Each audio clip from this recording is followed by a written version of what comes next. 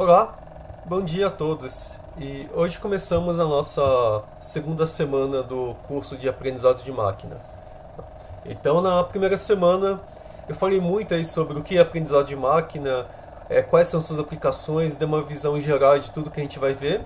E hoje a gente vai entrar no primeiro tópico mais específico aí, que é a regressão linear. Okay? Então, em todas as próximas semanas, em cada semana a gente vai tratar de um tópico específico aí sobre aprendizado de máquina. A regressão linear, essa técnica é a primeira técnica que a gente aprende quando a gente, em geral, está trabalhando com aprendizado de máquina, aprendizado estatístico. Tá? E mesmo quando a gente está querendo aplicar aprendizado de máquina para um conjunto de dados, frequentemente a regressão linear é também a primeira que a gente tenta aplicar. Tá? Obviamente, se o conjunto de dados for realmente muito complexo, talvez a gente não perca tempo, mas normalmente vale a pena a gente tentar aplicar essa técnica. Tá? E por que a gente gosta muito dela? Porque ela é de longe a mais simples para você entender como ela funciona, ela é muito rápida para calcular, você consegue ter resultados exatos e você consegue calcular várias estatísticas aí sobre o quão boa que é a aproximação feita pela regressão linear. E vamos pensar agora em alguns cenários que ela pode ser útil. Então o primeiro exemplo aqui é o exemplo de uma empresa que quer fazer uma campanha de marketing. E antes de começar a campanha, já que essas campanhas custam muito dinheiro, ela precisa planejar como que vai fazer a campanha. Então ela pode ter algumas perguntas aí que ela pode querer fazer, por exemplo, para um cientista de dados que está analisando aí dados da empresa. Né? Então a primeira coisa que quer saber, vamos supor que ela é uma empresa que já fez várias campanhas em diversas cidades ou países e tem um conjunto de dados aí de campanhas anteriores. E daí o que a empresa quer saber é o seguinte, será que, olhando para esses dados, será que eu consigo descobrir se existe uma relação entre o quanto que eu gasto de propaganda e o quanto que eu vendo? Isso é importante para a empresa poder saber quanto que ela vai investir em propaganda. Outra coisa que ela pode querer saber é quão forte que é essa relação, né? Porque se a relação também for muito fraca, não adianta muito. Também tem a questão de os tipos de mídia, né? Então a empresa ela pode, por exemplo, investir em mídias sociais, ou pode investir em revistas, na TV. Tá? E então ela quer saber assim, cada um desses tipos de mídia, se elas estão contribuindo, e mais do que se elas estão contribuindo, qual que é o efeito dessa contribuição.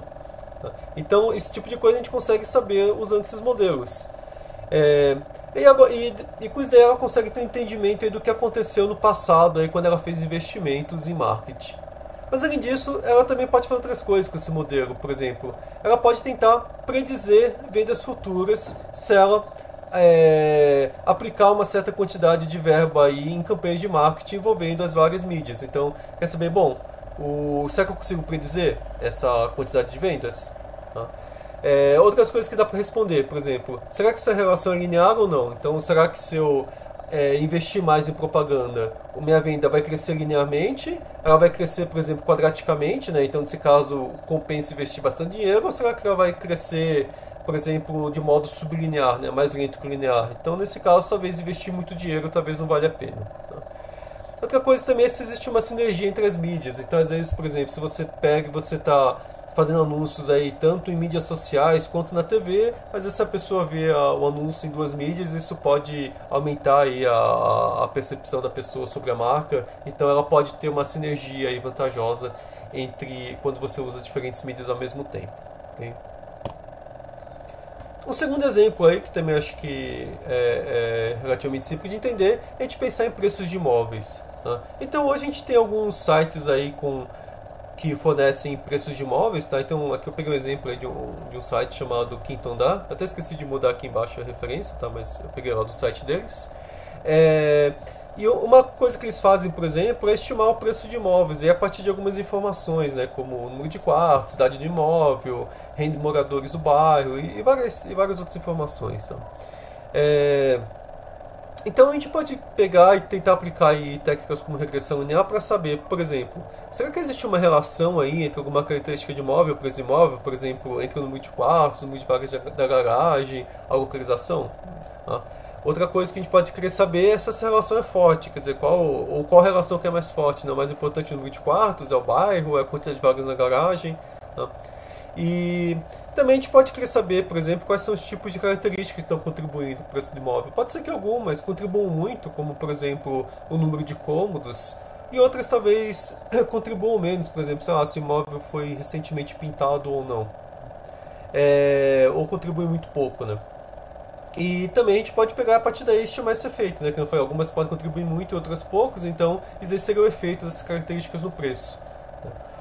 E mais do que isso, se a gente conseguir criar um modelo usando todas as características, a gente pode em algum momento ser capaz de prever qual que é o preço do imóvel a partir dessas características. Então a pessoa vai lá e coloca várias informações, número de vagas na garagem, número de cômodos, localização, número de banheiros, suítes, se tem varanda ou não, metragem, sei lá, preço do condomínio.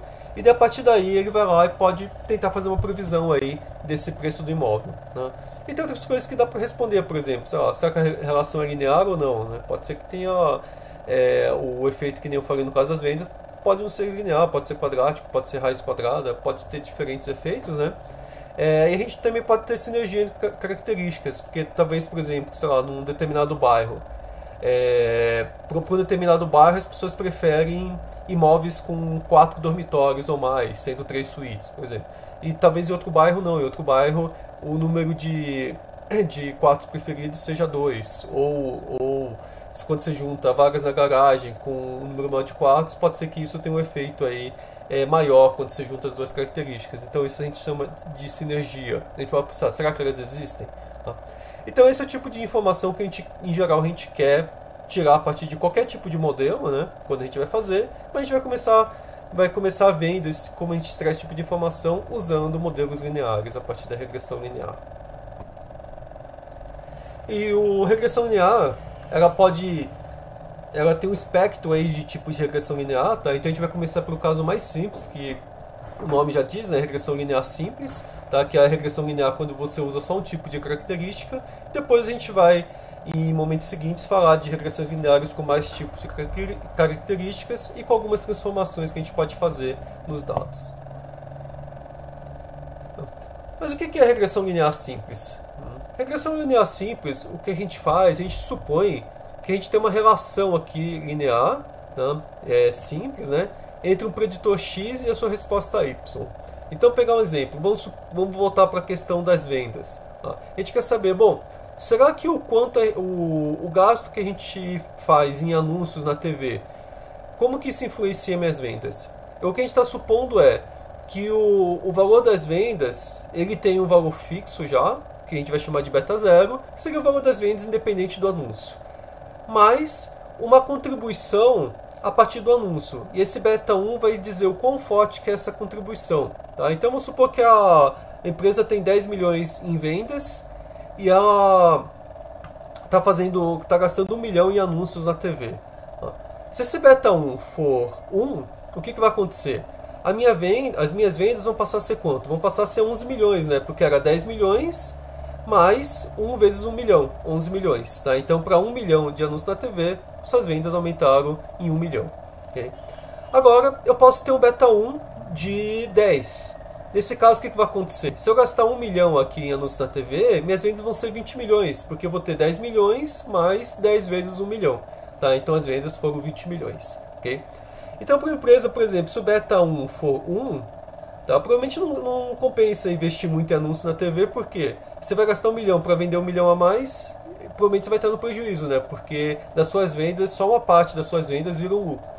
Agora, se você tiver se a sua margem de lucro for maior do que 10% e você tiver um beta de 10, daí já compensa, né? Porque se você investir 1 milhão em anúncio na TV, suas vendas aumentaram em 10 milhões, só que seu lucro foi de 2 milhões, porque você tem uma margem de 20%, nesse caso compensa você investir em anúncios na TV.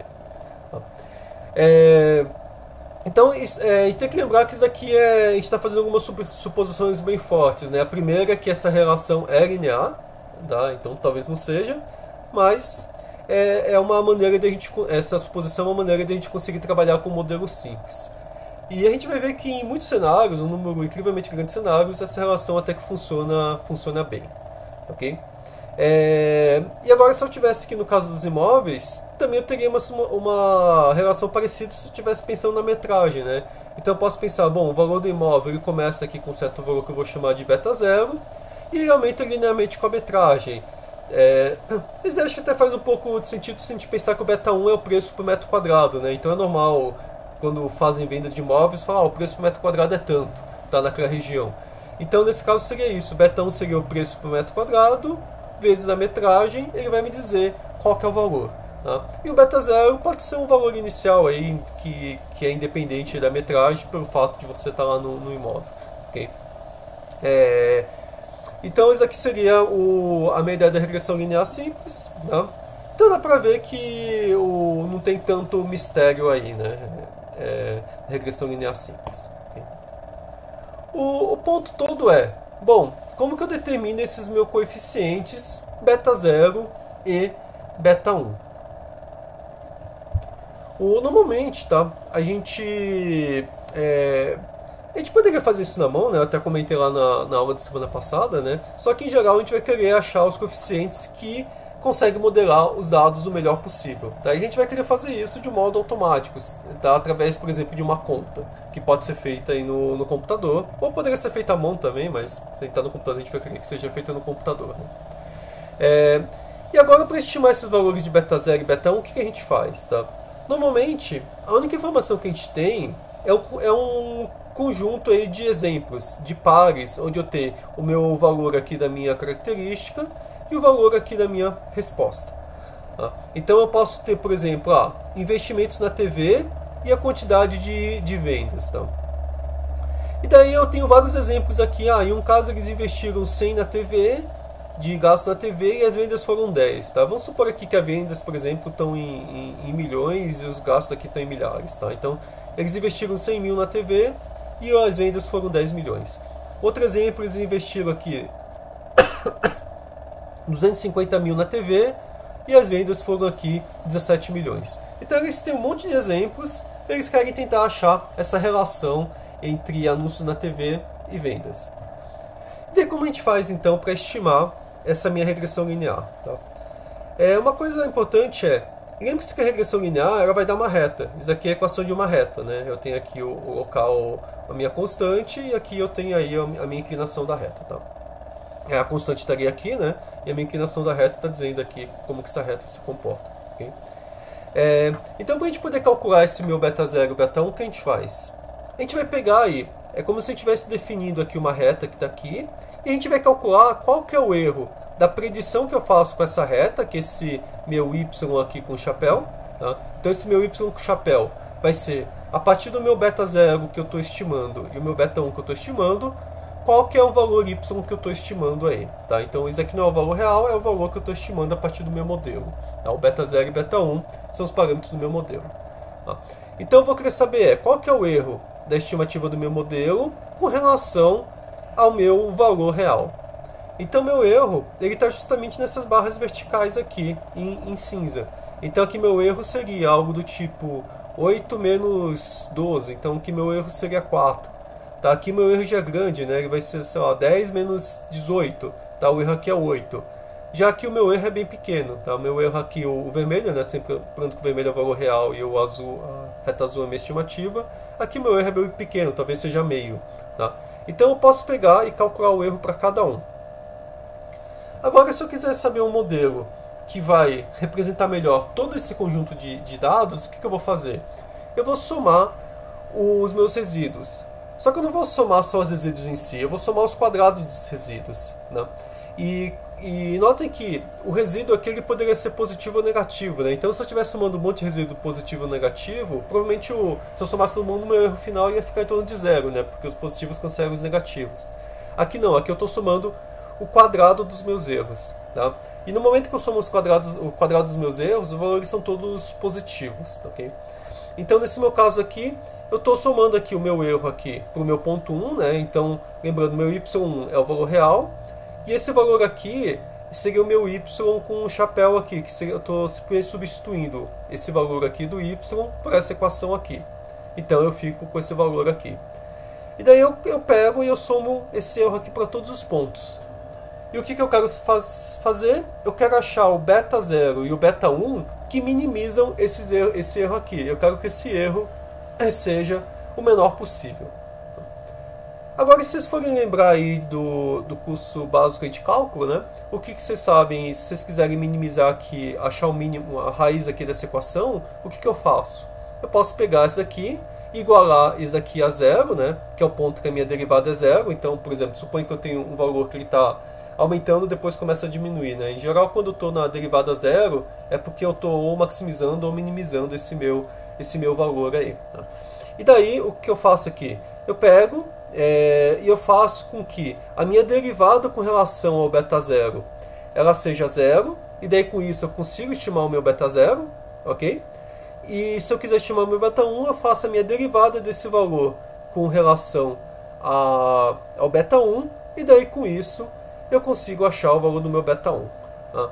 Então, fazendo as contas aqui, eu vou mostrar já as contas daqui a pouquinho, o meu beta 1 ele passa a ser esse valor que está aqui, que é, eu vou aqui em cima, nas minhas contas aqui, eu vou pegar a diferença do xi com o x médio, a diferença do yi com o y médio, e vou multiplicar os dois.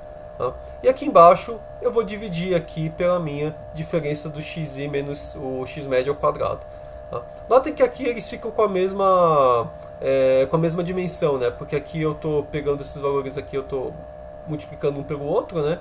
E aqui embaixo eu estou elevando o meu xi ao quadrado. E no caso do beta zero, a conta é bem mais simples. Tá? Simplesmente pego o meu y médio e subtraio do meu beta 1 vezes x médio aqui. Vamos agora então derivar os meus valores do beta 0 e beta 1, para vocês verem algum exemplo de como isso é derivado, né? Então a gente acabou de ver, né, que o nosso RSS, né, ele é dado pelo quê? Por uma soma aqui sobre o i, né, onde o i são meus exemplos que eu estou usando, ok? Onde em cada caso, isso aqui a soma vai ser sobre yi menos beta 0 menos beta 1 xi, ok? Só lembrando, e ao quadrado, tá? Lembrando que isso daqui é o meu yi estimado. Tá? E o que a gente quer fazer agora? A gente quer fazer a derivada parcial do meu RSS com relação ao meu beta 0. Tá? Nesse caso aqui eu vou ficar com o quê? Eu vou ficar aqui com a minha somatória aí. Eu vou fazer a minha derivada, né? Então 2 passa aqui para baixo. O menos 1 também, né? Porque eu tenho menos aqui no beta 0. Vezes o meu yi menos beta 0 menos beta 1 xi. Okay? Isso aqui é igual a zero. Tá? O que eu posso fazer agora? Isso aqui eu corto porque estou igualando a zero, né? Então tanto faz aí pelo que eu estou multiplicando. E eu vou passar o meu beta 0 para cá. Por quê? Porque eu quero saber o valor do beta 0. Então o que eu vou ficar aqui?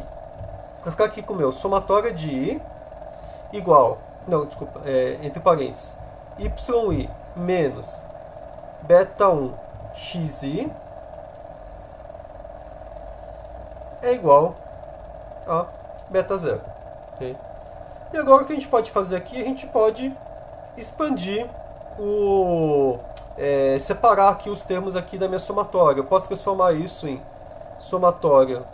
Desculpa, aqui não é beta 0, é beta 0 vezes. Vamos supor que eu tenho n exemplos, tá? Então é beta 0 vezes n, porque o beta 0 está numa somatória, então tem n exemplos de beta 0, ok? Agora eu vou separar aqui, eu vou ficar com somatória de i do meu yi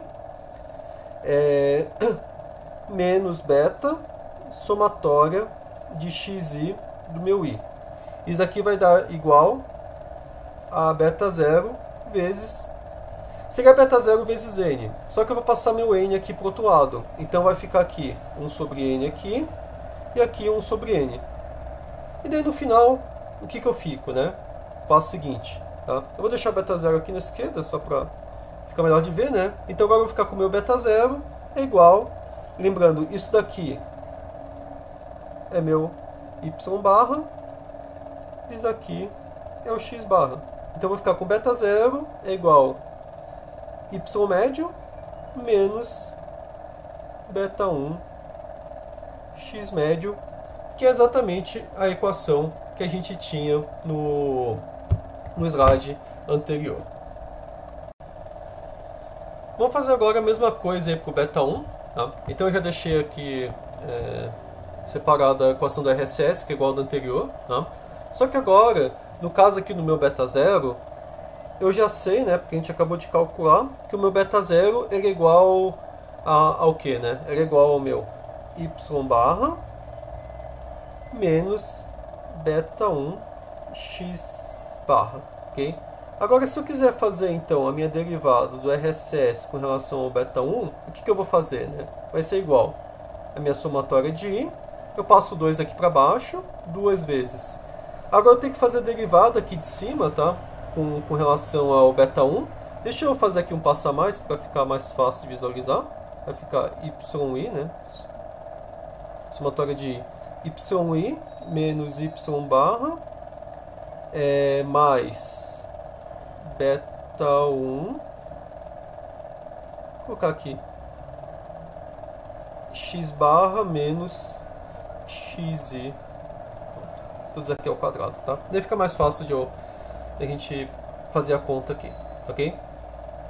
Lembrando que aqui ele ficou positivo, porque era menos e menos aqui, tá? Então ele ficou positivo aqui o x, e o x barra, e o xi aqui ele é negativo, ok? Agora, vamos continuar aqui, né? Então agora eu tenho que derivar aqui. Então quem está com o meu beta 1 são esses dois termos aqui. Então eu tenho que multiplicar aqui por meu x barra menos xi vezes tudo que está aqui dentro, né? yi menos y barra menos beta 1 x barra menos xi. Tá? Agora vamos tentar abrir o que está aqui, né? Vamos multiplicar aqui por aqui. Então eu vou ficar com somatória de aqui. Como é que eu tô? Porque às vezes eu encosto a mão aqui, ele começa a desenhar. Duas vezes. Então eu vou fazer aqui x barra vezes. Tá? Vou multiplicar o meu. Vou multiplicar aqui esse meu x barra aqui por esses dois aqui, tá? E depois vou multiplicar o meu xi por esses dois aqui primeiro, tá ok? Então eu vou fazer aqui o meu x barra vezes yi menos y barra menos xi yi menos y barra, ok? Agora vou pegar os termos restantes, que eu vou multiplicar esses dois aqui pelo que está aqui, tá? Então, se eu for fazer a conta aqui, eu vou ficar com menos beta 1, tá? Vejam que esse termo aqui é igual a esse daqui, né? Então, agora eu vou ficar com x barra menos xi ao quadrado. Tá? E daí, o que eu quero fazer? Eu quero fazer com que esse termo aqui seja igual a zero. Então é isso que eu vou fazer aqui. Eu vou fazer o meu zero é igual... Desculpa, na verdade isso. Todo esse termo aqui é igual a zero. É igual a tudo que está aqui. Tá? Só para adiantar um pouquinho, já que tudo isso daqui vai ser igual a zero, eu vou pegar... Eu já vou passar esse meu beta aqui pro outro lado aqui da equação. Tá? Então eu vou ficar aqui com beta 1 vezes x barra menos xi ao quadrado é igual, tá sempre aqui somatória sobre i, né? É igual a todo o restante que está lá, que é somatória sobre i. Tá? O 2 eu já, quando igual a zero, né, a gente já pode cortar ele. Tá? Lembrando que o 2 aqui é sobre tudo, né? Okay? E daí aqui eu vou ficar aqui com o meu x barra. Esses dois termos aqui eles são iguais também. Okay? Então eu vou ficar aqui com o meu x barra menos xi vezes y barra menos yi. Okay? Então agora, se eu quiser achar o meu beta i, é só eu pegar e passar esse termo aqui para o outro lado, tá? Aqui para baixo. Então agora eu vou ficar com o meu beta 1 é igual a minha somatória sobre i de x barra menos xi vezes y barra menos yi sobre, na verdade aqui o sobre, melhor fazer assim, né? Sobre somatória sobre i de x barra menos xi ao quadrado. Ok? E esse daí é o mesmo valor que a gente tinha inicialmente ali no slide. Voltando agora então aos slides, né? Então isso aqui são a equação que a gente acabou de deduzir. Tá? E só uma coisa que faltou comentar, que notem que aqui no meu beta 1, aqui embaixo eu tenho a variância do x, né? O quanto que o xi ele está se distanciando aqui do x barra, né? Em cada um das amostras elevado ao quadrado. E aqui em cima eu tenho a minha covariância do xi com o yi. Tá? Então isso aqui meio que está medindo, ó, quando o xi aumenta e o yi aumenta, por exemplo, se meu xi está maior do que a média e o meu yi está maior do que a média, então significa o quê? Que eu tenho uma covariância positiva, né? Então eu acabo tendo o meu beta 1 positivo. A mesma coisa, se o xi está abaixo do x barra e o y está abaixo do x barra, a minha covariância aqui também ele é positiva, tá? Então eu tenho o meu beta i positivo, tá? Porque lembrando que se os dois forem negativos, né, ou estou multiplicando dois valores negativos, dá positivo, ok?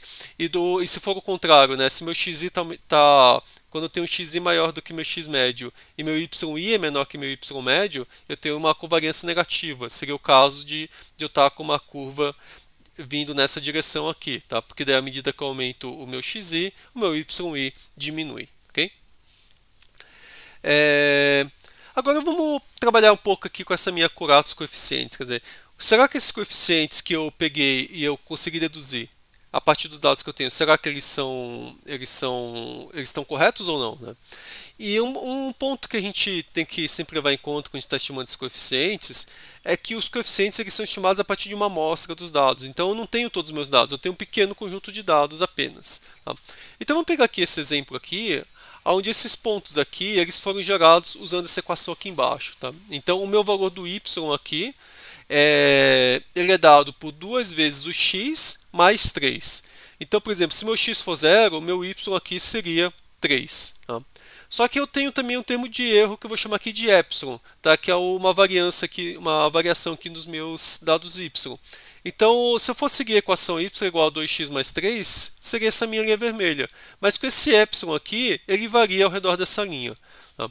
Mas apesar de eu ter um epsilon que é razoavelmente grande, né, você vê que o y varia bastante aqui, ele ainda está variando em torno da linha vermelha. Então, à medida que o meu x é maior, o meu y ele tende a ser maior. Tá? Agora, vamos supor que eu pego e eu gero aqui uma amostra aí desses meus y aqui, tá? Então eu pego essa equação aqui, o meu epsilon aqui é o gerador de números aleatórios, e eu gero um conjunto, por exemplo, de 50 pontos, tá? Que são esses pontos que estão aqui em preto. Agora eu vou fazer a minha regressão linear sobre esses pontos aqui. E onde que eu vou cair? Eu vou cair nessa minha linha azul. Tá? Então veja que essa minha linha azul ela não está igual à vermelha. Tá? E por que não está igual à vermelha? Bom, se eu olhar aqui, vocês vão ver que para valores altos de x, eu acabei gerando mais valores aqui em cima, por acaso. Mas como é epsilon aleatório, eu poderia ter alguns valores aqui embaixo. Tá? E daí isso fez o quê? Ele fez com que a minha curva azul ela ficasse um pouquinho para cima, justamente por causa dessa preponderância de pontos pretos aqui em cima. Mas isso não quer dizer que no modelo deveria ser assim. Isso aqui aconteceu por acaso. E sempre que eu pegar amostras de exemplos, sempre vai acontecer isso. Tá? Pode ser que por acaso eu acabe pegando mais pontos num determinado local. Tá? E se eu pegasse aqui diferentes conjuntos de amostras, cada vez que eu pego um conjunto de amostra diferente, eu tenho uma reta diferente. Então aqui eu tenho, ó, esse meu azul, o meu vermelho é a curva correta, o azul foi a curva aqui que eu estimei nesse caso, e o azul claro são outras curvas que eu estimaria se eu tivesse pegado outros conjuntos de dados. Okay? Então você sempre pensa isso, quando você está com um conjunto limitado de dados, a seu beta 0, o seu beta 1, então a sua regressão linear que você vai estimar vai ser sempre uma aproximação para aquele conjunto, para aquela amostra que você tem dos dados. Okay? Mas agora a gente pode querer perguntar, bom, como que eu sei aí quão precisos são meus beta 0 e meu beta y e meu beta 1? Tá? E eu posso fazer isso calculando aqui o meu erro da média. Tá? O meu erro padrão aqui, desculpa, da minha estimativa, tá? Que eu vou chamar de SE. Então, esse meu erro padrão ele é dado pelo seguinte. Se eu tiver aqui um conjunto de valores, tá? O que eu vou chamar aqui de mi, que são as médias dos meus dados, tá? Se eu quiser pegar a variância desse meu conjunto de dados, ele vai ser dado pelo quê? Pelo meu sigma ao quadrado, tá? O meu desvio padrão ao quadrado sobre n. Essa é a minha fórmula da variância. Okay? Agora, se eu quiser então achar o meu erro padrão, o que eu faço? Eu pego a raiz disso. Tá? Então eu posso falar, o meu erro padrão aqui ao quadrado é igual a sigma ao quadrado sobre n, ou falar que o meu erro padrão é igual a sigma sobre raiz de n. Tá? Agora eu quero ver, bom, qual que é meu erro aí, os meus erros, quais são meus erros para a regressão linear? Se eu quiser pegar aqui o meu erro para o meu beta zero, tá? Esse meu erro aqui ele vai ser dado aqui por o primeiro termo, tá? Lembrando que o beta zero é onde que eu tenho aqui, eu faço o intercepto aqui, né, da minha curva aqui, no meu eixo y, no ponto que x é igual a zero, tá? Então é como se estivesse aqui nesse ponto aqui, quando x é igual a zero, aonde que ele intercepta o eixo y, tá? Nesse caso aqui ele está interceptando no 3. Então, esse meu beta zero aqui, primeiro ele vai ser dado pelo meu erro aqui sobre o meu valor médio da minha variável, tá? Que seria o meu y, né? Então, eu tenho aqui esse meu erro padrão, tá? Mas além disso, eu tenho o meu segundo termo, que ele depende do x. Ele não depende mais do meu y. Tá? E por que o meu beta zero vai depender do meu x? Pensa o seguinte, suponha que todos os meus dados do x eles estivessem num espaço muito pequeno aqui de valores no meu x. Tá? E variando muito pouco. Quase todos os x têm o mesmo valor. Tá? Essa minha variabilidade aqui ela é muito pequena. Tá? O que vai acontecer?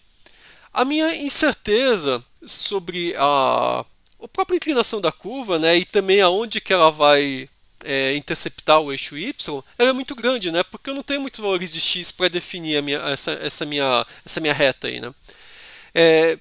Por outro lado, se os meus x estiverem super espalhados numa grande quantidade de valores, então aqui a gente dá para ver que eles estão razoavelmente espalhados, provavelmente eu vou ter muito mais informação para determinar aí tanto a minha inclinação da curva quanto aonde que ela vai interceptar o y. E é aqui que isso aparece, quer dizer, quanto maior a minha variância no meu valor de x, tá, menor vai ser a minha incerteza, porque eu estou aqui no meu denominador. Tá? Então, se eu quero saber então se eu posso confiar no meu beta zero, olhar aí para quanto que o meu x está variando, isso daí é um fator importante, ok? Quanto maior a variação, maior vai ser minha certeza aí sobre o meu beta zero, menor o meu erro, ok? No beta 1 é a mesma coisa, tá? No caso do meu beta 1 também, né? O meu beta 1 é a minha inclinação da curva, então quanto mais espalhados tiverem os meus x aqui, mais informação sobre diferentes valores de x eu vou ter, né? E melhor eu vou conseguir estimar essa minha inclinação da curva. Tá? Então, isso aí eu acho que já é um pouco intuitivo, né? Que eu falei, se tiver todos os dados grudados, não tiver variação nenhuma do x, como que você vai estimar a sua curva? Agora, se tiver dados super espalhados com vários valores de x, já dá para esperar que você vai ter uma estimativa melhor. Tá? Isso aqui é simplesmente a maneira aqui de você pegar e conseguir calcular aqui o seu erro. Tá? Aqui só que eu tinha colocado aqui esse meu sigma ao quadrado, tá? Ele é minha variância do epsilon, né? Que é justamente aí quanto que é o meu erro aqui sobre o meu y, né? Que é dado pelo meu epsilon, ok? E só mais um detalhe aqui, quer dizer, se o meu x médio aqui for zero, tá? O meu beta zero vai ser simplesmente o meu erro aqui nessa minha estimativa aqui do meu y, tá, ok?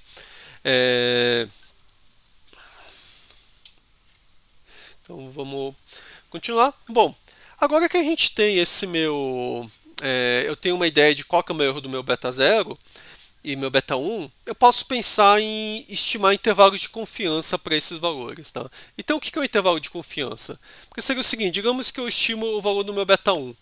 Agora eu quero saber, bom, eu não sei qual que é o valor exato, né, porque ele varia com a amostra. Mas será que existe um intervalo onde eu tenho certeza que em 95% das amostras que eu coletar eu vou cair nesse intervalo? Tá? Então é isso que esse meu intervalo de confiança dá. Quer dizer, se eu pegar um conjunto de amostra e gerar meu beta 1, e 95% das vezes ele vai cair nesse intervalo aqui. Tá? Então, no caso aqui, por exemplo, desse exemplo aqui da propaganda que eu tinha mostrado aqui, tá? Eu consigo pegar, assim, eu vou ter o meu beta 0, né? Então, tinha um exemplo lá que poderia, por exemplo, ter dado 7, o meu beta 1 poderia ter dado 0,48, alguma coisa assim, mas a partir desses meus cálculos do meu beta 0 e do meu beta 1, tá? Eu consigo estimar esse meu intervalo de confiança aqui do beta 0 entre 6,1 e 7,9 e de beta 1 entre 0,042 e 0,053, ok? Então, assim, quando eu tiver uma estimativa, eu sei que ela não vai ser perfeita, tá? Mas eu sei que ela vai estar numa faixa. Então, meu beta 1 ele não vai nunca ser 0,3, tá? Porque ele está fora, ele está bem fora, né? Porque ele fica entre 0,04 e 0,05. Então, 0,3 ele está 6 vezes acima desse meu limite no intervalo de confiança. Quer dizer, então eu sei que ele não vai ocorrer. A mesma coisa no meu beta 0, tá? Meu beta 0 não vai ser 1, normalmente não vai ser 20, tá, ok? Ele está próximo aqui dessa faixa aqui, tá? Então esse intervalo ele não diz aí quanto posso confiar no modelo. Quer dizer, se esse intervalo for muito amplo, significa que eu não tenho dado suficiente para ter uma boa estimativa, ou eu sei que meu beta 0 é uma estimativa muito ruim, tá? A mesma coisa acontece com o beta 1, se essa minha faixa for muito ampla, ok? E além da questão do intervalo de confiança, tá? Esse meu valor do SE aqui, do meu erro, ele também permite que eu faça teste de hipótese, né? Então, você lembra que no começo da aula eu comecei a falar, será que algum fator, por exemplo, será que o número de quartos do meu imóvel ou a minha metragem, será que está relacionado com o meu preço? E eu consigo achar se existe essa relação ou não, fazendo aqui o que a gente chama de testes de hipótese. Então, a gente sempre pode pensar o seguinte, a minha hipótese nula, eu estou supondo que não existe nenhuma relação entre o meu x e o meu y. Então, nesse caso aqui, se não existe nenhuma relação, o meu beta 1 é 0. Tá? O meu beta 1 é a inclinação da curva, se não tem relação, a minha curva vai ser 0, né? Ela vai ser uma curva flat aí, né? Então, eu vou ter beta 1 igual a 0. Agora, a minha hipótese alternativa é que você tem uma relação entre x e y. Então, essa curva aí ela tem alguma inclinação. Então, meu beta 1 ele é diferente de 0. Então, para fazer isso, o que normalmente a gente usa o que a gente chama de p-valor, que é qual que é a minha probabilidade de eu encontrar o meu beta 1 diferente de 0 de modo acidental. Então, se eu tenho um p-valor muito baixo, a chance de eu encontrar esse beta 1 aqui de modo acidental, o que significa acidental? Tá? Significa que, por sorte ou azar, na verdade, né, eu peguei uma amostra que deu a impressão que minhas variáveis x e y tinham uma relação entre elas. Mas, na verdade, isso só aconteceu porque eu dei muito azar de pegar aquela amostra, mas, por exemplo, em 95% dos casos isso não vai ocorrer. Tá? Então é isso que o meu p-valor está fazendo. Então, um p-valor de 0,05, que é um que é frequentemente usado, significa a chance de eu achar essa relação por acaso, tá, por acidente, é de apenas 5%. Se eu pegar um p-valor de 0,01, significa que essa minha chance aí é de apenas 1%. E esse meu p-valor está muito relacionado com essa minha estatística T, que acho que quem fez o curso de estatística, a gente viu um pouco mais de detalhes sobre ela, mas o que eu estou falando é o seguinte, eu estou querendo ver aqui o meu beta 1, e eu estou comparando com a minha hipótese nula, que é 0, tá? Então eu estou vendo aqui quanto a minha diferença do beta 1 com relação à minha hipótese nula, e estou dividindo isso pelo meu erro padrão aqui. Então, o meu erro da média. Tá? Então agora, vamos supor que esse meu erro aqui ele é, por exemplo, 2, e meu beta 1 é 5. Tá? Então o meu erro esperado é de 2 no meu beta 1. Agora, se o meu beta 1, por exemplo, tiver um valor 5, eu estou mais do que 2 vezes acima do meu erro esperado. Okay? Agora, se o meu beta 1 for igual a 20, eu estou 10 vezes acima do meu erro esperado. Tá? Então, assim, se eu estou 10 vezes acima do meu erro esperado, a chance de eu chegar nele por sorte é praticamente 0, é muito baixa. Okay? Agora, se for 5 vezes o meu se o meu beta 1 for 5, então eu vou estar 2 vezes e meia acima do meu erro esperado, a chance é pequena, mas não é tão pequena quanto se o meu beta 1 for 20. Tá? Então aqui tem alguns exemplos. Então, no caso aqui daquele meu exemplo lá da propaganda na TV, né, e a quantidade de vendas, se eu fizer o ajuste dos dados, né, que eu peguei e eu caí nesse meu intervalo de confiança, eu cheguei nesse valor aqui de 7, né, 0,03 aqui para o meu intercepto e 0,0475 para o valor do beta. Tá? Eu calculei esses seguintes erros aqui. Tá? Então, notem que com esse erro aqui, é daqui que eu chego aqui em cima, tá? Porque daí eu consigo pegar e eu consigo calcular o quanto para cima e para baixo aqui do meu set que eu tô, tá? E aqui é a mesma coisa, tá? Eu pego 0,0475 e ponho aqui duas vezes esse erro aqui para a direita, duas vezes esse erro aqui para a esquerda, né? Para baixo, e daí eu consigo achar esse intervalo, ok? Mas agora se eu pegar aqui e fizer essa estatística T, né, onde eu pego esse meu beta 1, aqui, esse meu valor, por exemplo, do meu beta 0, tá, e divido pelo meu 0,45, né, que é esse meu erro aqui, eu vou ter um valor de 15. Tá? E se eu fizer a mesma coisa para esse meu coeficiente aqui, dividir pelo erro, o valor aqui vai dar 17. Tá? E daí nesse caso aqui, se eu calcular o meu p-valor, quer dizer, qual que é a probabilidade de eu achar essa relação por acidente, ela vai dar um valor menor do que 0,0001, tá? Que é um valor muito pequeno. Então eu posso confiar que existe uma relação. Okay? Agora, se meu p-valor fosse, por exemplo, 0,3, a chance de eu chegar nisso por acidente seria 30%. Então eu não iria confiar nesse valor, né? Porque 30% é algo bem provável de acontecer. Okay? Então, normalmente, o que a gente usa, tá? Como padrão, assim, a gente pensa um erro aí de até 5% é aceitável em muitos casos. Tá? Isso daí, em geral, é um valor de t em torno de 2, nessa minha estatística t. Ou então, melhor ainda, se eu pegar um erro de menor do que 0,01, menor do que 1%. A chance que eu chegar nisso por acidente é menor do que 1%. Isso dá uma estatística t aí próxima de 3, um pouco menor do que 3. Tá? Então, acho que esses são bons valores para você ter em mente aí para o caso da estatística T. Bom, agora vamos avaliar um pouco a acurácia do modelo. Tá? Então, só para retomar um pouquinho o que a gente viu até agora, tá? A gente viu o que é regressão, a gente viu como determinar os coeficientes, depois a gente tentou ver o quão precisos são os coeficientes, quer dizer, o quanto de confiança a gente tem no valor desses coeficientes, tá? Inclusive chegando aí no intervalo de confiança para os seus valores. Okay? Agora, a gente não está mais preocupado com o coeficiente, a gente está preocupado com a acurácia do modelo como um todo. Quer dizer, será que esse modelo consegue capturar aí a relação entre, por exemplo, anúncios na TV e o meu total de vendas? Tá? Então, o quanto aí que eu consigo achar dessa relação de vendas com TV? Tá? Então, uma medida que pode ser usada, uma medida estatística aí para medir essa precisão do modelo, essa acurácia, é usando o erro residual padrão, que seria o meu Residual Standard Error aqui, o meu RSE, que é nada mais do que eu pego esse meu erro aqui que eu já estava fazendo, né, onde eu comparava o meu valor do y predito com o valor do y real, né? Pegava essas somas aqui ao quadrado. A única diferença é que agora eu estou dividindo aqui por n-2 antes de tirar a minha raiz. Okay? Qual que é a interpretação desse modelo aqui? A gente pode interpretar como sendo aí a soma, tá, de quanto que a minha predição está longe do valor correto para cada uma das minhas amostras. Uma coisa importante é que esse erro aqui ele é elevado ao quadrado. Então, se a gente tem um exemplo onde a amostra está muito longe aí da minha reta, eu vou ter um impacto bastante grande aí no meu erro. Okay?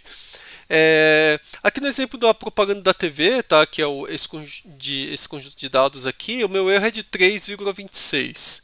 Tá? Uma coisa só que a gente pode pensar bom, 3,26 é grande ou não, né? Quer dizer, depende de quanto é o valor das vendas aqui. Tá? Então, uma coisa que a gente pode fazer é pegar esse valor aqui e dividir pelo meu valor médio aqui. Tá? Então, o meu valor médio aqui é de 14, tá, 0,000, tá, que era para ser um vírgula aqui. Tá? Então, o meu erro percentual é de 23%. Tá? Se eu dividir 3,26 por 14, vai dar 0,23. Então, ok, está dando um erro de 20 e poucos, 23%, me parece razoável aí para eu poder predizer a quantidade de vendas a partir de quanto que eu gasto no meu anúncio de TV. Uma segunda maneira de eu medir a acurácia do modelo é usando a estatística R ao quadrado, que é uma estatística bastante popular, tá? E ela indica aí o quanto da variância do meu valor y, na minha variável alvo aqui, que o meu modelo consegue explicar. Tá? E como que isso é calculado? Bom, primeiro a variância no meu modelo y, que era dado para o meu TSS, tá? É a soma total aí dos meus quadrados, tá? Mas era simplesmente a variância no meu y. Tá? E o segundo termo, essa minha soma dos resíduos ao quadrado, né? Onde eu pego o meu resíduo, né? Que é sempre a diferença entre o valor predito e o valor real, eu levo cada um ao quadrado e somo todo mundo. Tá? E daí eu coloco aqui nessa equação, onde eu faço 1 menos RSS sobre TSS. Tá? E qual que é a lógica aqui? Vamos pensar o seguinte, vamos supor que o meu RSS aqui ele é zero, quer dizer, meu erro é zero. O meu erro ao quadrado é 1. Tá? E o que está dizendo é, lembrando, o erro ao quadrado está indicando a proporção da variância de y que eu consigo explicar. Tá? E o valor 1 significa que eu estou explicando 100% da minha variância. E faz sentido, né? Porque esse modelo ele consegue prever exatamente o meu y, eu estou explicando totalmente toda a minha variância. Okay? Agora vamos pegar um outro caso. Vamos supor que o meu erro aqui ele tem um valor igual à minha variância do y. Tá? Então, quando eu calculo esse erro aqui, por coincidência, o valor calculado aqui deu igual ao meu y. Tá?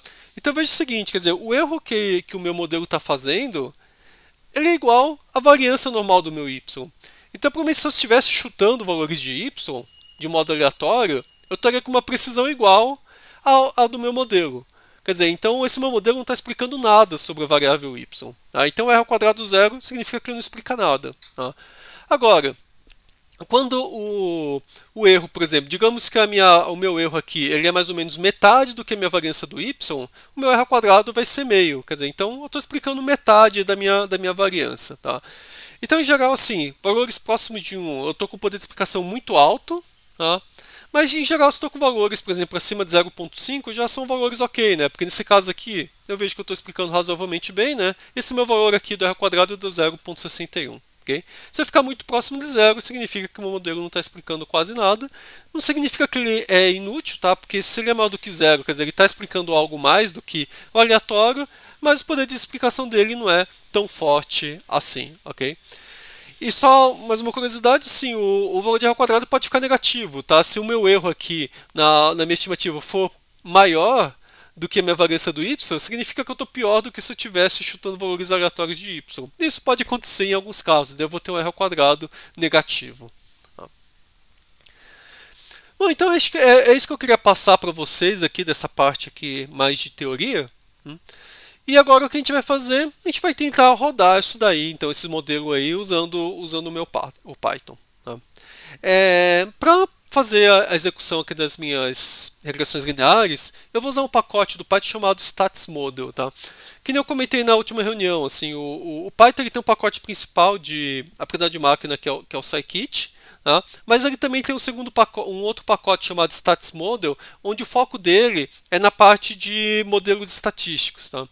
E ele provê muito mais informações, por exemplo, quando você quer fazer testes de hipótese para saber se uma variável ela é relevante, né, para você prever a outra, né, que nem a gente viu aí na aula agora há pouco. Por exemplo, ele vai te dar informações sobre o meu p-valor.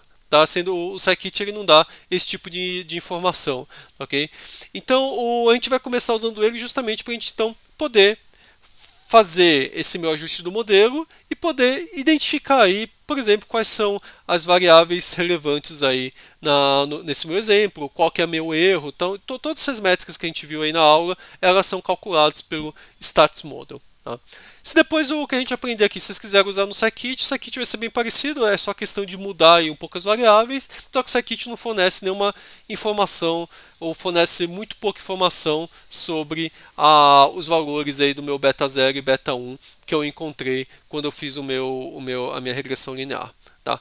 Então agora o que eu vou fazer, eu vou mudar aqui pro Colab para a gente poder seguir aí com a parte prática aí dessa aula.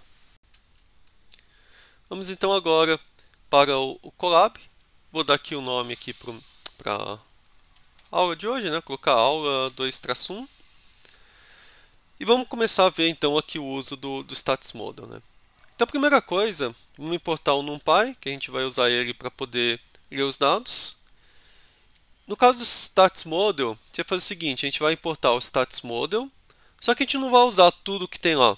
Tá? Na verdade, o Stats Model ele tem lá um pacote com uma API, e a gente vai importar esse pacote aí como SM. É ele que a gente vai usar o tempo todo. Okay? Além disso, vamos também importar o matplotlib.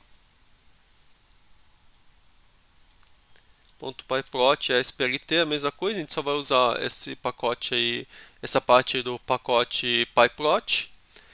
E finalmente vamos usar os mesmos dados de casas da Califórnia para fazermos as análises, tá ok? Então vou digitar aqui,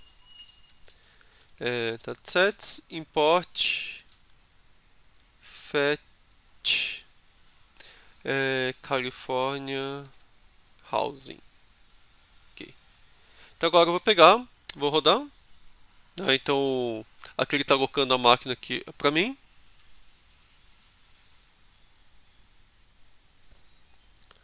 Terminou de conectar, agora ele vai executar aqui.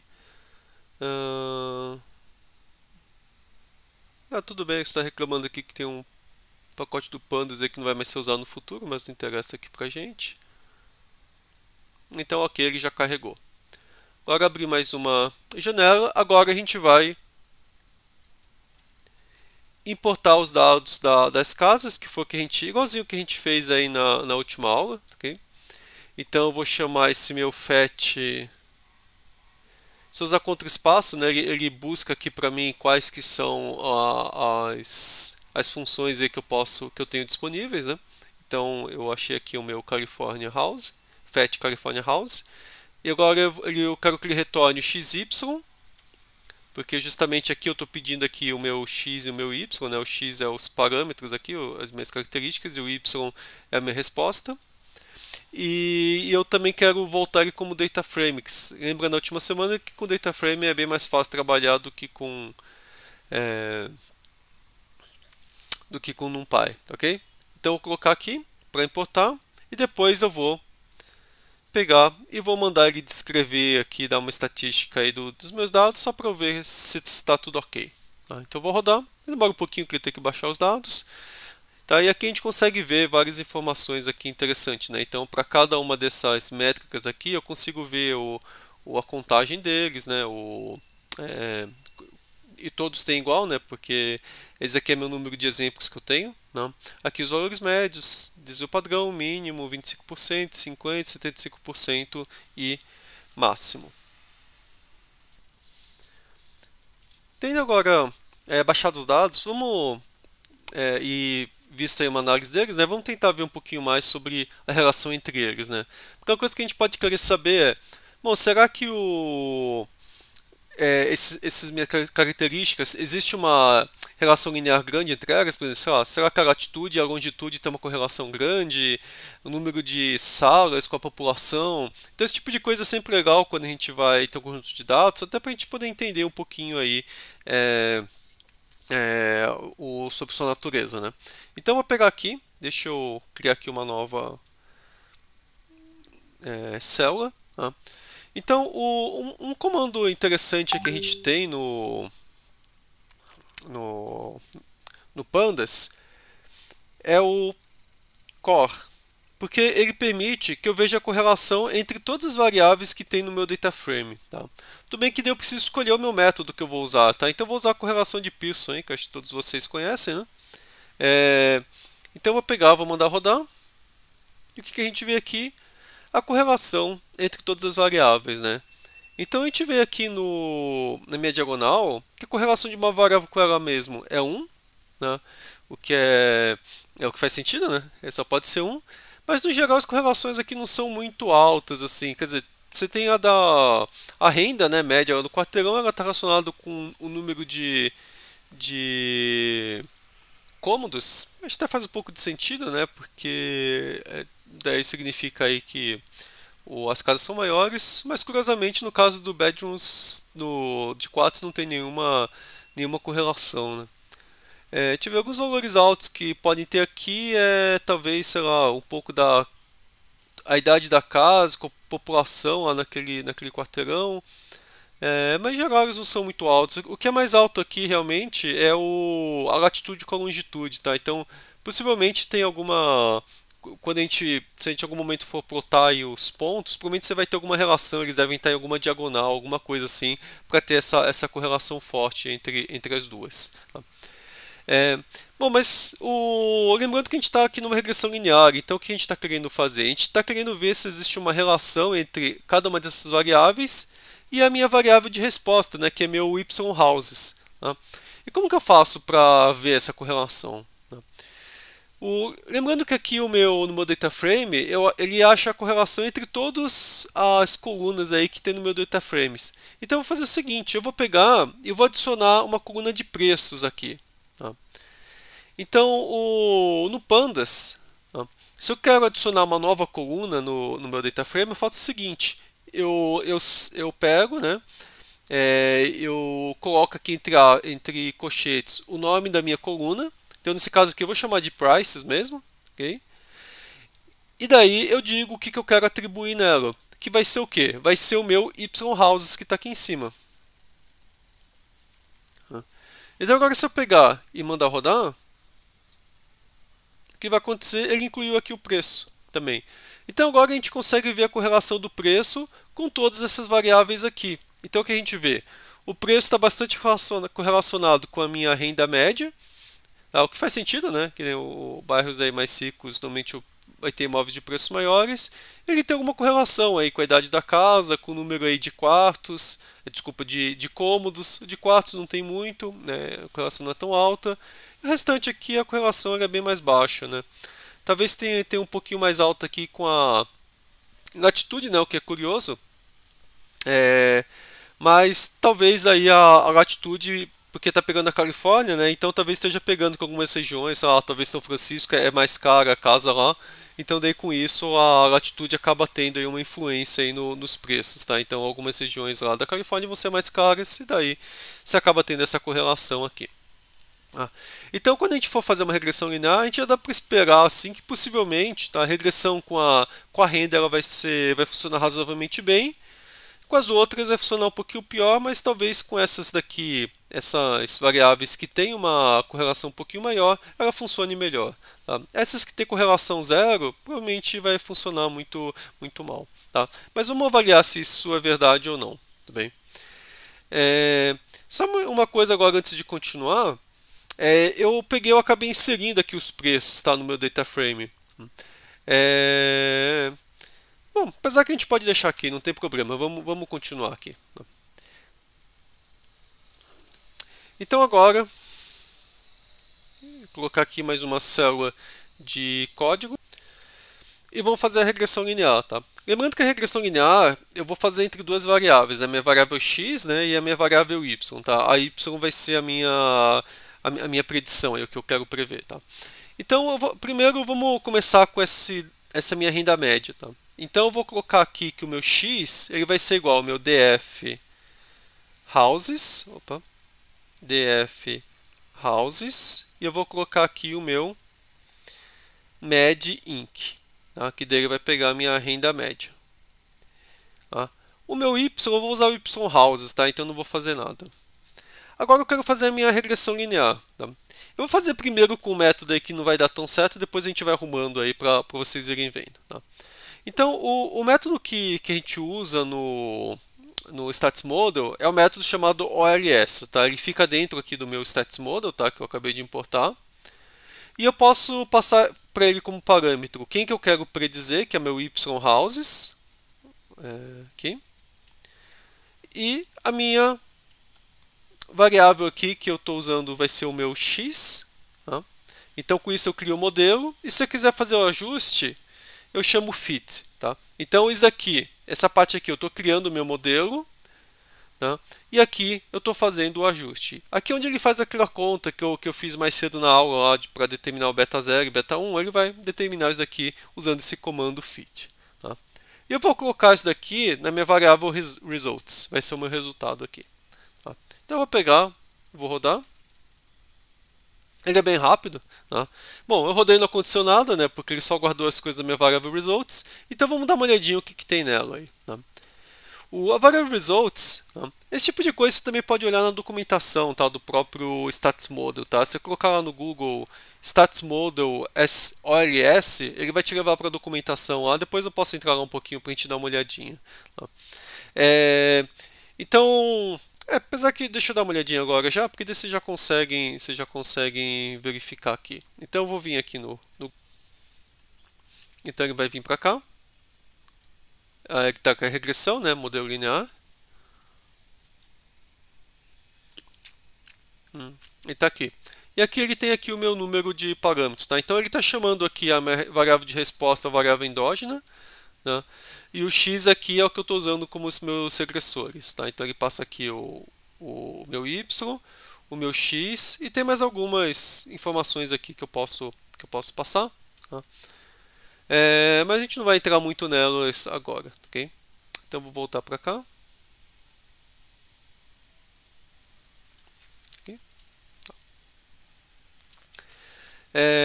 Faltou uma coisa aqui. É o que ele devolve, tá? Então aqui ele vai me devolver os meus resultados. Deixa eu ver se ele explica aqui o que ele devolve. Ele acaba não explicando aqui, mas ele dá uns exemplos aqui, tá? Então ele fala, ó, aqui eu posso ver os parâmetros com param, eu posso ver meus resultados aqui, fazendo o print aqui no meu results. Então ele dá uma ideia aí de como que eu consigo ver meus resultados, tá, ok? Então eu vou voltar para cá, para nossa aula. Tá. Então aqui a primeira coisa que eu quero fazer aqui, eu venho aqui no meu print. Primeira coisa, eu quero ver os parâmetros que ele encontrou. Tá? E a segunda coisa que eu vou imprimir é um sumário de tudo que aconteceu. Tá? Esse aqui é o mais importante.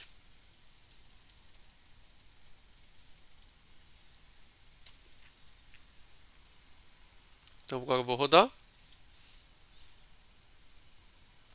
Desculpa, aqui não é print.params, né? Results.params, agora ok. Então, ó, o que ele achou? Ele achou um parâmetro aqui do meu MED_INC, que vai ser o meu beta 1, de 0.51. Tá? E aqui ele está mostrando aqui os meus coeficientes. Tá? Eu já vou voltar aqui para cá. Tá? Uma coisa que vocês forem olhar, talvez se sintam falta, né? Fala, bom, tudo bem, eu achei aqui a minha inclinação da reta para o meu MED_INC, tá? Esse aqui seria o meu beta 1, mas cadê meu beta 0? Tá? Então o que acontece aqui é que o meu OLS ele precisa receber todas as minhas variáveis exógenas. E ele só recebeu aqui a minha renda média. Tá? Se eu quiser pegar e colocar mais uma variável para que ele encontre o beta 0, eu precisaria colocar que tipo de variável? Né? Seria uma variável, por exemplo, um valor 1 para todo mundo, um valor constante. Então é isso que eu faço, é isso que precisa fazer aqui no meu OLS. Eu sempre tenho que passar qual que é a minha variável constante. Eu tenho que adicionar aqui uma entrada aqui constante para ele poder achar o beta para ela, que seria o meu beta 0 que a gente mostrou aqui na aula. Tá?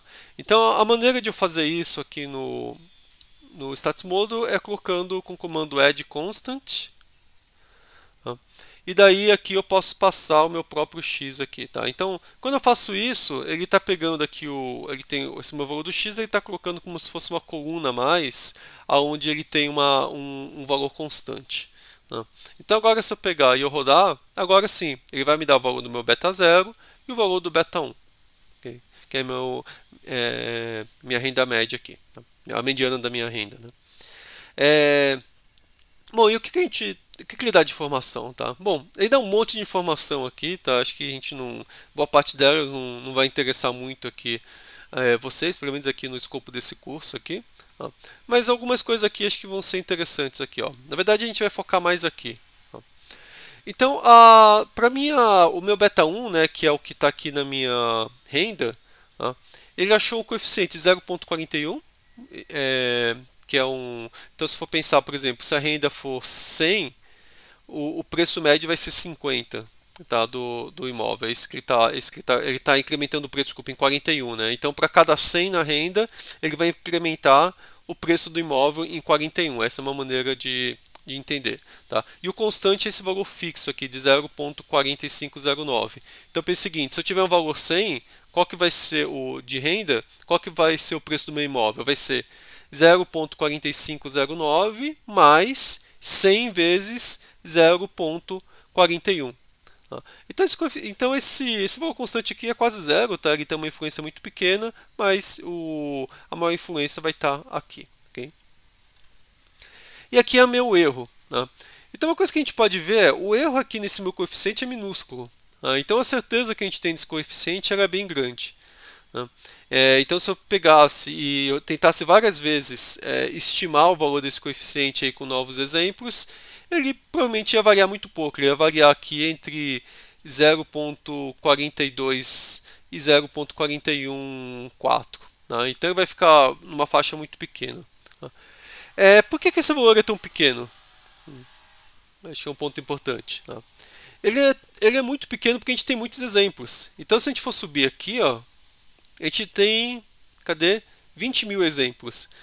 Então, a variabilidade, quando eu pego um subconjunto de dados, tá, para cada vez que eu rodar o experimento, vai ser muito pequena, porque eu tenho muitos exemplos. Agora, se eu tivesse, por exemplo, 20 exemplos só, essa variabilidade ia ser muito maior. Tá? A mesma coisa aqui para constante. Então, o que ele está dizendo, ó, o meu t-teste, né, ele deu super alto, né, porque veja que esse meu valor aqui, ele é aqui 130 vezes esse daqui, né, então você tem um valor muito alto. Tá? Então a probabilidade de eu achar essa dependência aqui, por sorte, é zero. Tá? Na prática é zero. Okay? E aqui eles põem aqueles meios intervalos de confiança, tá? De 95%. Tá? Então ele também já fornece para mim. Então tudo aquilo que a gente viu lá nas aulas, aqui na aula, né, sobre esse intervalo de confiança, a probabilidade, tudo ele gera tudo aqui para mim. Tá? Então é nisso aqui que a gente vai focar aí durante toda a aula. Okay?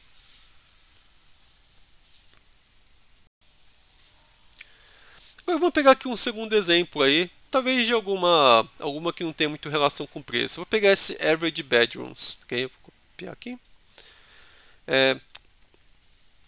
Eu não vou apagar, tá? Vou copiar aqui, vou copiar embaixo em outra célula, que depois fica tudo aqui, se a gente quiser ver de novo. Então eu vou colocar aqui. Só que agora eu vou, em vez do MEDINC, eu vou usar o meu average. Deixa eu lembrar aqui como que escreve. Bedrooms. Acho que era assim. Tá, vamos tentar rodar. Se tiver algo errado, ele vai avisar aqui. Faltou AV. Deixa eu copiar e colar, fica mais fácil.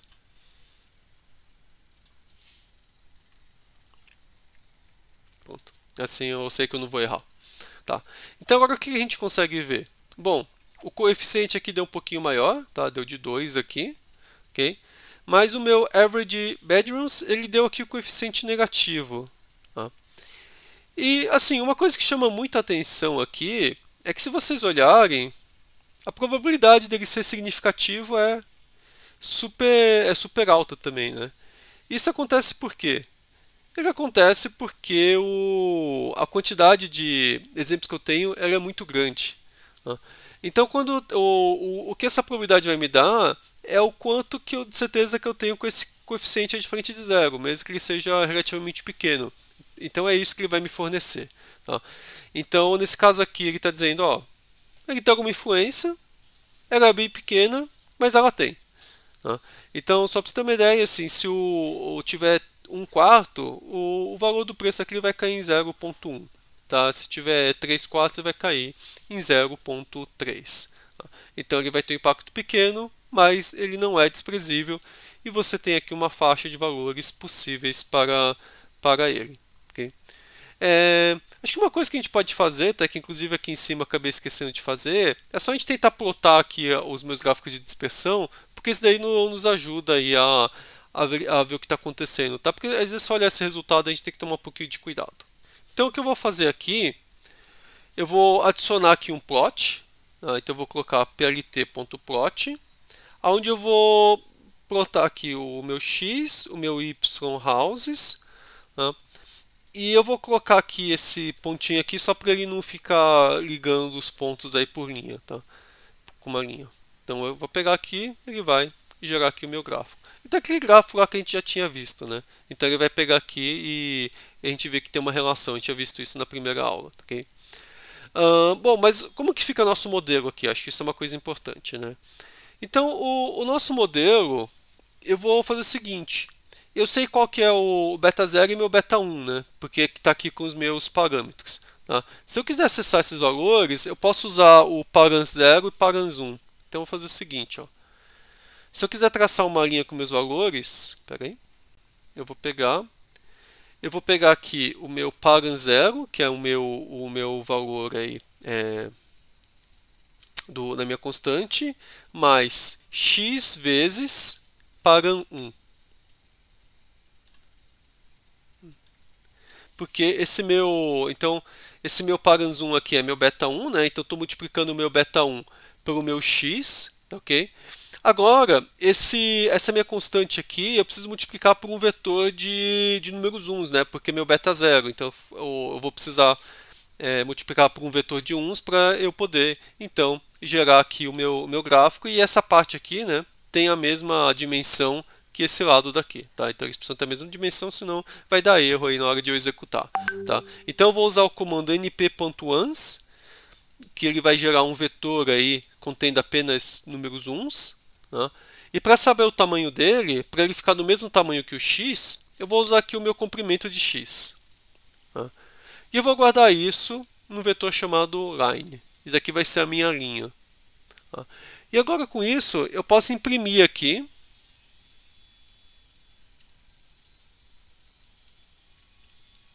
a minha linha.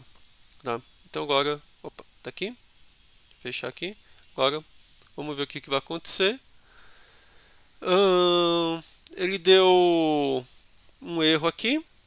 Então, olhando aqui, ele está dizendo que o plot não está definido. Então, realmente, aqui eu esqueci de colocar o PLT aqui na frente, tá ok? Então, vou colocar aqui. Agora eu vou rodar. O que a gente vê a reta aqui da regressão. Tá? Então, o que ele está fazendo aqui? Ele está pegando, ele está traçando aqui uma regressão, tá? Que é o melhor ajuste que ele conseguiu fazer, e aqui são meus pontos. Vou comentar um pouquinho sobre essa regressão, tá? Eu tinha comentado na última aula, quer dizer, a primeira coisa assim, eu não sei se isso aqui é o que eu esperaria, né? Talvez vocês esperariam que a reta estivesse subindo mais por aqui, por meio nessa nuvem aqui, né? Mas o que está acontecendo? Por que aconteceu isso? Porque tem esse monte de ponto aqui que está puxando para cá a reta, aqui para a direita, né? E lembra que na última aula, provavelmente todos esses valores aqui que estão com 5 são valores que são para cima de 5, só que daí eles acabaram colocando um teto aqui em 5 para não ficarem valores muito altos. Tá?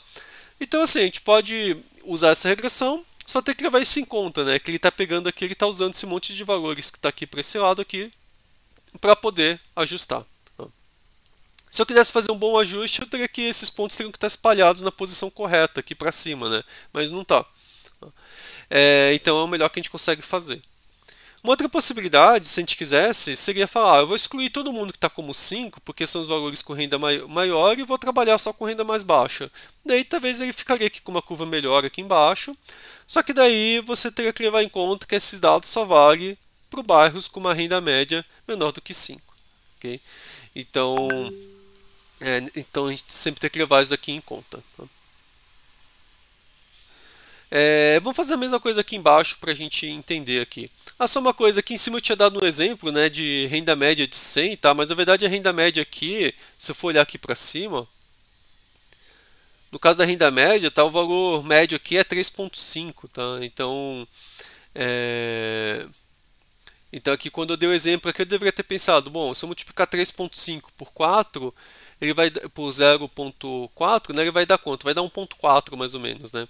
Então, se eu quisesse achar o valor aqui do meu imóvel, eu teria que fazer 0,45 mais 1,4, daria mais ou menos esse exemplo aí com o meu valor médio aqui da minha renda, ok? Vou fazer a mesma coisa lá embaixo, tá? Eu vou pegar, copiar e colar aqui a parte aqui dos meus quartos.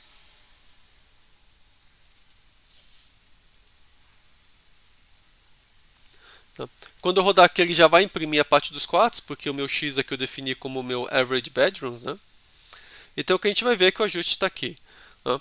Então você pode até falar, ah, legal, né? Ele pegou aqui, ele conseguiu ajustar de modo excelente aqui, com uma probabilidade baixíssima de ser por chance, etc. Mas quando a gente olha o fit aqui, a gente vê que não tá lá essas coisas, tá? Então isso aqui não é algo para você mostrar para o chefe de vocês, falar, ó, consegui aqui fazer um ótimo ajuste aqui do meu preço com o número de quartos. Tá? Então sempre você tem que fazer, quando você está fazendo uma análise de dados, você tem que fazer um serviço completo. Né? Quer dizer, você começa que nem a gente fez na última aula, né? Olha a distribuição de valores, vê se tem outliers, vê tudo isso daí, né? Daí depois você faz o ajuste, depois você imprime aqui o gráfico com as linhas, e daí você começa a entender. Tá? Nunca, em hipótese alguma, confie cegamente em nada que o modelo mostrar aí para vocês. Tá bem? E agora, vamos tentar uma abordagem diferente, tá? E vamos trabalhar com modelo sintético, tá? Em geral, esses modelos sintéticos, eles são bem mais fáceis de você fazer o ajuste, né? Porque eles são muito mais comportados que dados reais, né? Que nesse que a gente está vendo aí na tela. Ó. Mas eles são legais para a gente poder visualizar algumas propriedades do modelo, quer dizer, como ele se comporta nos casos mais fáceis, tá? Então eu vou fazer o seguinte aqui, eu vou pegar isso aqui, tá? Porque esse código a gente vai usar igual em todo mundo, eu vou copiar e colar aqui embaixo. Aqui. Tá? Só que agora para o meu x, ao invés de pegar os dados reais, eu vou pegar dados sintéticos. Então eu vou fazer o seguinte, eu vou usar um comando no NP chamado arrange, onde ele gera um array com uma certa faixa de valores, com um range de valores. Tá? Então eu vou fazer eles indo de 0 até 100, pulando de 0.1 em 0.1. Vou colocar aqui. Agora também tem que definir o meu y. Tá? Eu vou chamar aqui meu y, vou chamar de y maiúsculo, só para tirar esse monte de y houses aqui para não confundir. Tá? Então vou colocar aqui como y. E também para não substituir, né, meu y houses, que daí se eu quiser usar depois, eu não perco ele. Okay? Então eu vou falar que o meu y vai ser igual. Eu vou pegar o modelo que tem o valor que começa com 10, mais 0.1 vezes o meu x, tá? Então meu beta 0 é 10 e meu beta 1 é 0.1. Tá? Vamos ver o que vai acontecer aqui. Então eu vou fazer o fitting e o que meu modelo devolveu? Bom, os parâmetros ficaram perfeitos, né? 10 e 0.1. Então, para esse caso aqui que está tudo certinho, ele consegue achar perfeitamente e faz sentido, né? Inclusive porque o cálculo é exato. Né? Então aqui ele me dá aqui o coeficiente com certeza total, né? Um erro aqui de 10 a menos 15, tanto com a minha constante quanto o meu coeficiente 1, né? Meu beta 0 e beta 1. E quando eu mando traçar, aqui estão meus pontos, aqui estão minha reta. Tá? Então esse é o caso fácil. Né? Vamos deixar esse caso um pouquinho mais difícil aqui. Vamos pegar agora e vamos colocar um ruído. Tá? Então eu vou fazer o seguinte. Eu vou pegar e vou adicionar um ruído a cada um desses valores aqui. Então eu vou fazer o seguinte, eu vou pegar no NumPy, tem um pacote lá random dentro dele, eu vou colocar np.random.rangeN. Esse pacote random tem vários tipos de geradores de números aleatórios. O rangeN ele gera um número com uma distribuição normal. Tá? Então é esse que a gente está utilizando aqui. E daí nele eu posso passar, se eu não passar nada, ele vai ficar uma distribuição normal de média 0, né, desvio padrão 1. Né? E aqui eu posso passar um parâmetro que é a quantidade de números que eu quero gerar. Então eu vou colocar lenx, tá? Que é meu número de meu tamanho do x, para que esse vetor aqui, né, ele tem que ter o mesmo tamanho desse daqui. Okay? Opa, apaguei aqui sem querer. Eu falei que o rangeN você pode passar um parâmetro, que é a média, o desvio padrão, mas na verdade você não pode. Depois a gente vai mudar um pouquinho aqui, eu vou mostrar como que a gente ajusta isso. O parâmetro que você passa é o comprimento, quer dizer, o número de exemplos que você quer gerar. Tá? Então tá ok. Então agora eu vou rodar. Então o que a gente vê aqui? Bom, em primeiro lugar, agora não ficou perfeito, né, o meu ajuste. Tá? Mas ainda assim conseguiu prever bem, quer dizer, o erro aqui é bem pequeno. Aqui o coeficiente também, a incerteza aqui do coeficiente também é pequena, né? Então ele tem uma boa certeza aqui sobre os valores. E quando a gente vê que ele traça a reta aqui muito bem aqui sobre os meus dados. Tá? Agora sim, se eu quiser pegar, por exemplo, eu falo, eu quero deixar os meus dados mais espalhados. Tá? Então, lembrando, essa distribuição normal, a média dele é 0 e o meu desvio padrão é 1. Se eu quiser colocar um desvio padrão maior, por exemplo, eu posso multiplicar aqui por 10. Então, agora, em vez de distribuir com desvio padrão 1, ele vai distribuir com desvio padrão 10. Então, veja agora o que aconteceu. Ó, ele ficou muito mais espalhado, mas ainda assim ele conseguiu pegar aqui a tendência. Tá?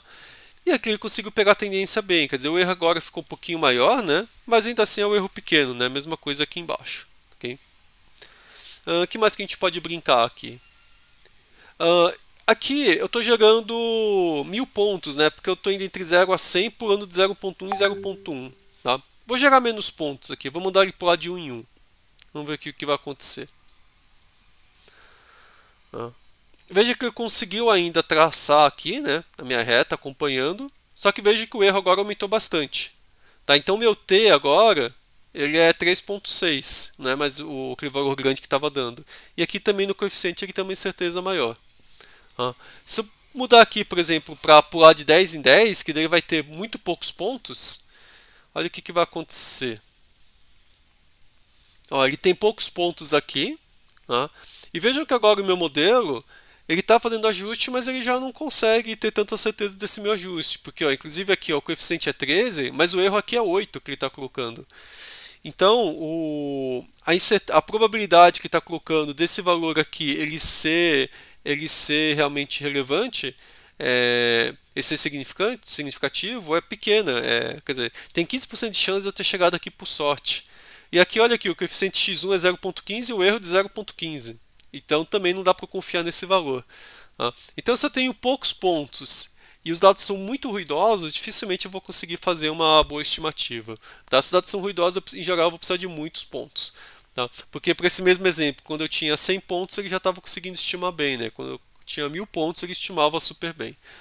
Então acho que isso é um ponto importante que a gente tem que sempre levar em conta. Eu vou tentar rodar de novo aqui, vamos ver se ele gera exemplos diferentes aqui, tá? Agora eu rodei de novo, ele deu outros valores e veja que o coeficiente deu totalmente diferente da outra vez. Não sei se vocês podem voltar um pouquinho o vídeo e pegar os valores, mas ele mudou totalmente o coeficiente. Então, porque você vê, quando você tem poucos exemplos, você não consegue confiar nos seus dados. Tá? Então eu vou pegar aqui, ele deu -2 e 0.2, vou rodar de novo. Deu 12 e 0.0, quer dizer, a gente não pode confiar nada nesse resultado. Tá? Então, por isso que, inclusive, ele dá essas probabilidades super altas, dizendo, esses dados aí não dão informação suficiente. Tá? Agora, se eu passar para 100, vou rodar aqui uma vez. O que aconteceu aqui?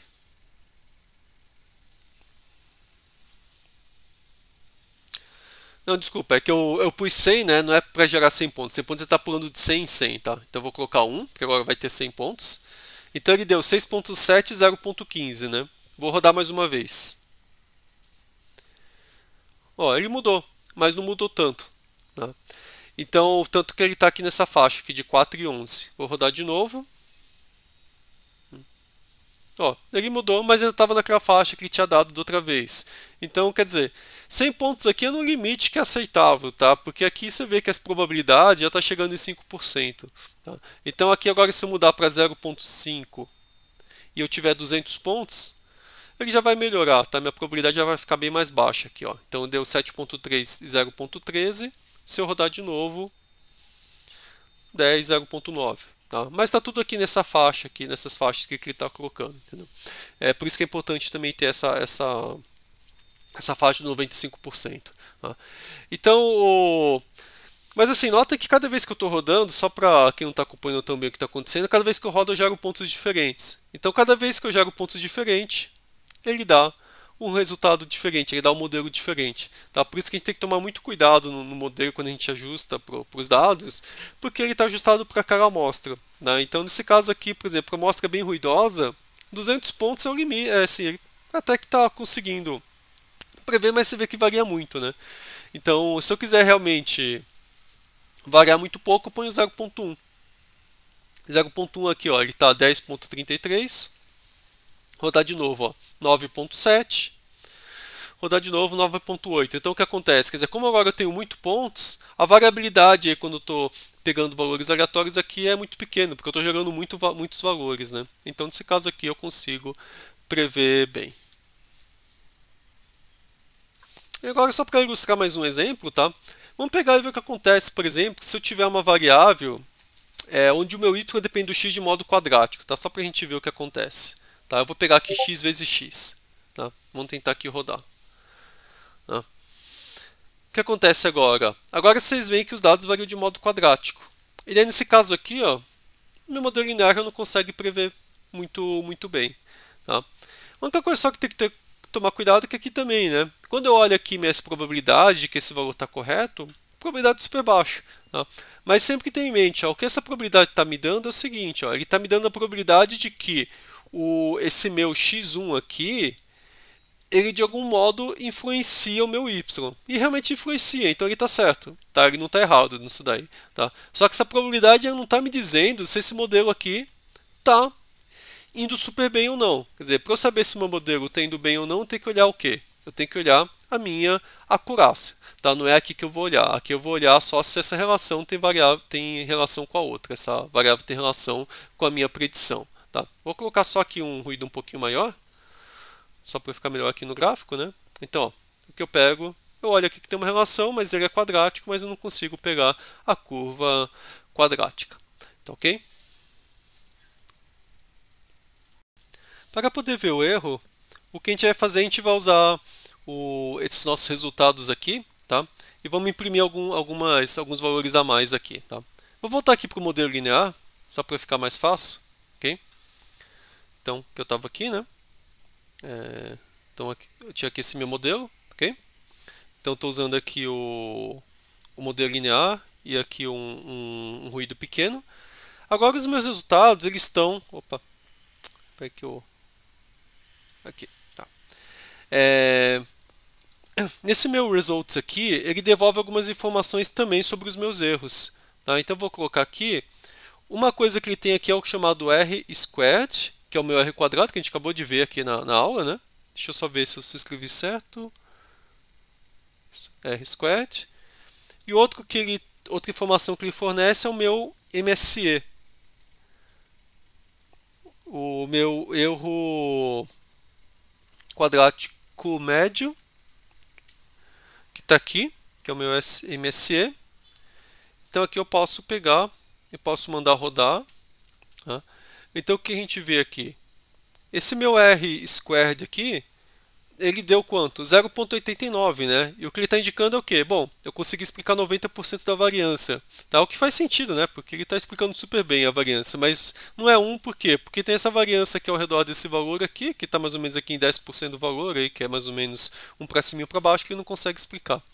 Tá? E aqui o meu erro médio aqui está dando 9,5. Tá? Você pode falar, putz, mas está muito alto esse valor aqui, né? Porque é 9, né? E aqui está muito grande. É que tem que só lembrar que esse aqui é o quadrado, tá? Então, se eu quiser deixar ele na mesma ordem de grandeza aí dos meus valores, né? Eu tiro a raiz quadrada. Okay? Aí fica melhor. Tiro a raiz aqui no meu MSE. Tá?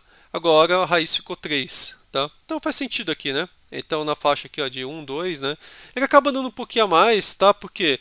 Porque lembrando que esse meu MSE, quando você tem um valor que está um pouquinho mais longe, ele é ao quadrado, então ele puxa bastante. Então esses valores aqui que estão muito altos, eles acabam levando bastante aí a sua média. Tá? Mas no geral aí, a gente dá para ver que ele funcionou razoavelmente bem. Né?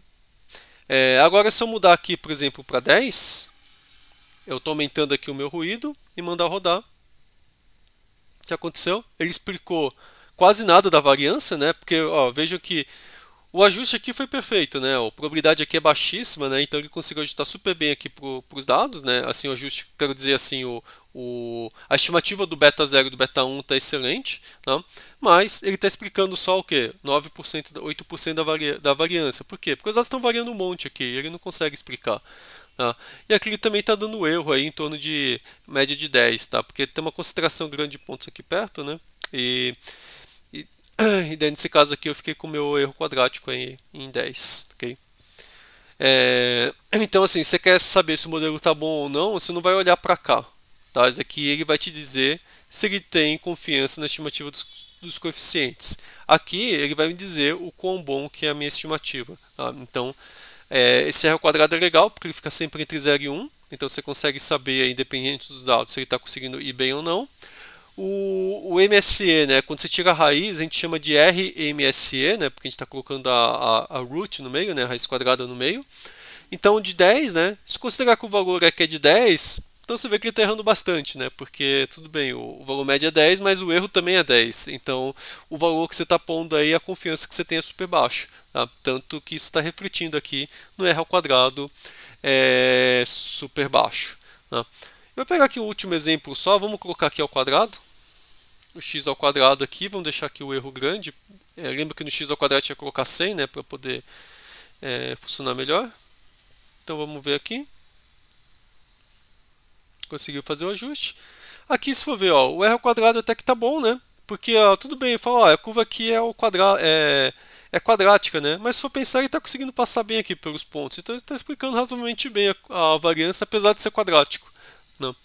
E o erro aqui ele está dando gigante, né? Por quê? Porque agora, quando você está levando ao quadrado, esse cara aqui mudou, né? Então ele está na ordem de centenas aqui. Tá? Por isso que acaba dando tão grande aqui esse erro. Mas o legal, então assim, esse RMSE tem que tomar cuidado, porque ele está relacionado aqui com o valor absoluto, né?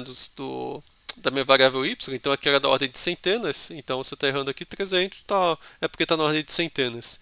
Mas o importante é que esse meu r ao quadrado aqui, ele está perto de 1, quer dizer, então ele indica aí que o meu modelo está funcionando super bem. Okay?